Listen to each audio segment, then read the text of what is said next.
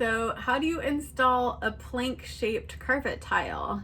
Most of us are used to the 24 by 24, and I've talked in a previous video about the options for quarter turning or monolithic or brick offsetting those patterns, but some of you are going to select one of the newer options in tile sizes, and the ones that are more plank shaped have even more options for how you might install them. So this is a 12 by 48 collection, and here is what it looks like when you install it monolithic. So you can, I'm sorry, this is a brick pattern, so you can see that the edges are staggered.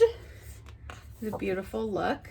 You can also do monolithic, which gets you a much more even sort of broad loom look.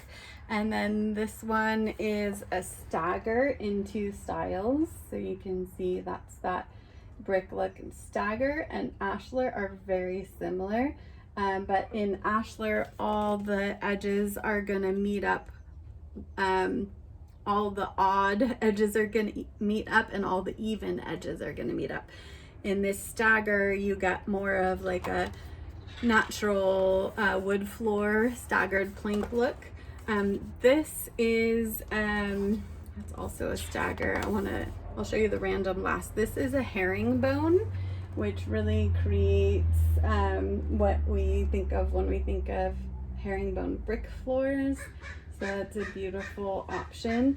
And then many carpets allow you to do a random installation.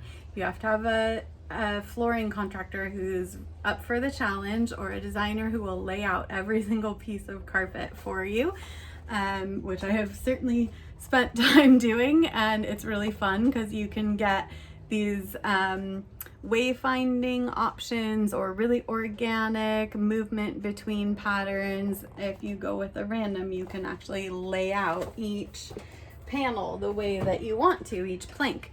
And this is a great example of that. So here you can really see they've created kind of a path of travel with some colored carpet and changed the designs around, and they've thought really carefully about how they want to install each one. So, and again, here you can see that they've thought carefully about how to weave these two colors into each other. So you can have so much fun with carpet pattern. You can do it very intentionally to divide spaces. You can do it to help with your wayfinding, with your path of travel, and encourage people to flow through the office the direction you intend them to. And you can also just do beautiful effects like an area rug or an ombre, where the color sort of washes across the room because you've specifically chosen how to lay your carpet. So if you have any questions or you'd like some help figuring out how to lay out your carpet, I'm always here for you. And as always, posting in the comments with your experience will help your colleagues. So enjoy all of the millions of choices you have in today's carpeting, and don't let it overwhelm you. Talk to people you trust, have someone you trust on your side.